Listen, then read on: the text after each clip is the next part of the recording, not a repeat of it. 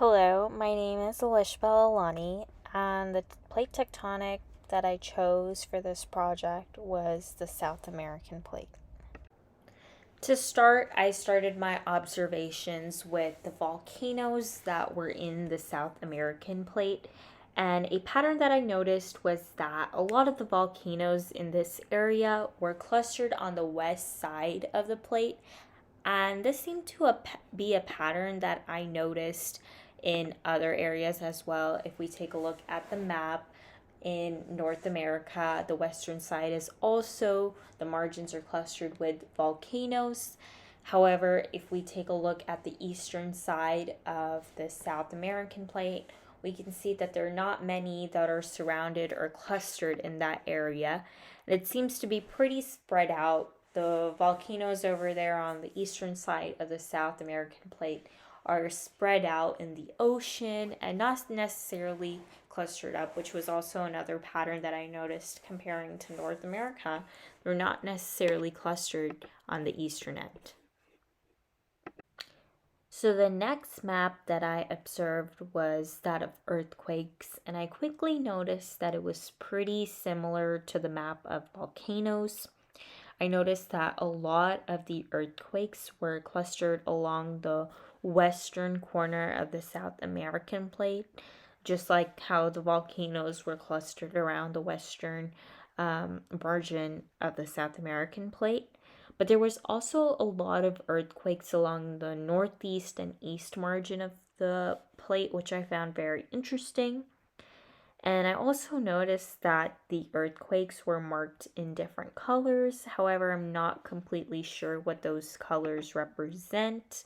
It seems like the earthquakes marked with the lighter green colors were mostly located inwards in the country or the continent. And the colors with the red color were located along the margins of the plate. So the third map that I studied was that of topography. The map was based on elevation in meters above the sea level.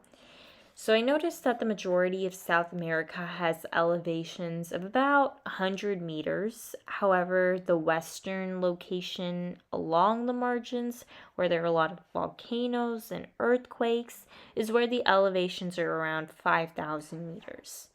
Some scattered areas within South America also have elevations around 1,000 meters. Additionally, there were some other areas in the South American plate that do not include the South American continent itself. They have elevations that are below sea level, and that's consists of the ocean.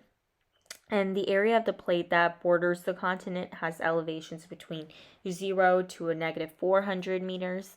And as you go further away from the continent, the elevations go close to negative 2,500 meters.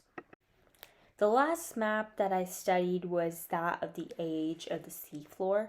A pattern that I immediately noticed in the South American plate was that the further you were from the continent, the age of the seafloor decreased.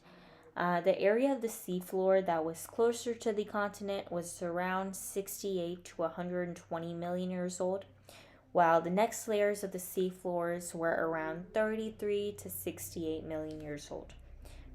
The furthest layers in this plate were only 0 to 32 million years old. This pattern varied for each plate because I noticed that some seafloors around certain continents were younger as opposed to being older. Those were my final observations regarding the South American tectonic plate. These are my citations for the pictures that I used during the presentation. Thank you for listening.